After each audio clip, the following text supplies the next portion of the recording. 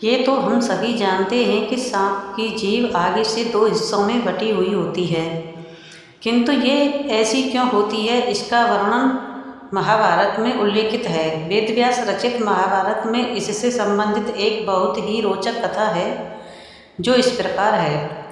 महाभारत के अनुसार महर्षि कश्यप की 13 पत्नियां थीं। इनमें से कद्रु भी एक थी। सभी नाग कद्रु की संतान थी। महर्षि कश्यप की एक अन्य पत्नी का नाम विनता था।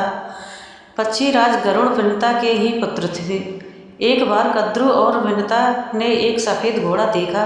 उसे देखकर कद्रु ने कहा कि इस घोड़े की पूँछ काली है, और विनता ने कहा कि घोड़े की पूँछ सफ़ेद है।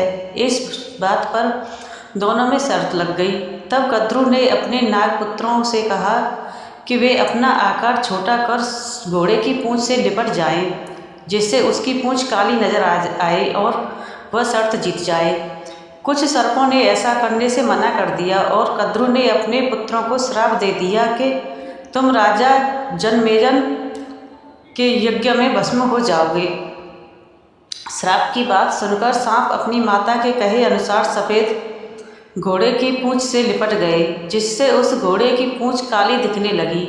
शर्त हारने के कारण विनता कद्रु की दासी बन गई। जब गरुड़ को पता चला कि उनकी माँ दासी बन गई है, तो उन्होंने कद्रु और उनके सर्पपुत्रों से पूछा कि तुम्हें ऐसी कौन सी वस्तु लाकर दूं जिससे कि मेरी माता तुम्हारे दासत्व से मुक्त हो जाए। तब सर्पों ने कहा कि तुम हमें स्वर्ग से अमृत लाकर दोगे तो तुम्हारी माता दासत्व से मुक्त हो जाएगी। अपने पराक्रम से गरुड़ स्वर्ग से अमृत कलश ले आए और उसे कुशायानी एक प्रकार के धारदार घास पर रख दिया।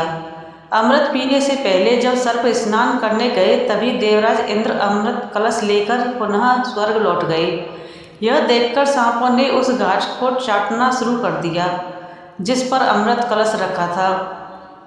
सर्पों को लगा कि इस स्थान पर घोड़ा अमृत का अंश अवश्य होगा, लेकिन घास नुकीली होने के कारण सभी सर्पों की जीभ के 2 टुकड़े हो गए थे।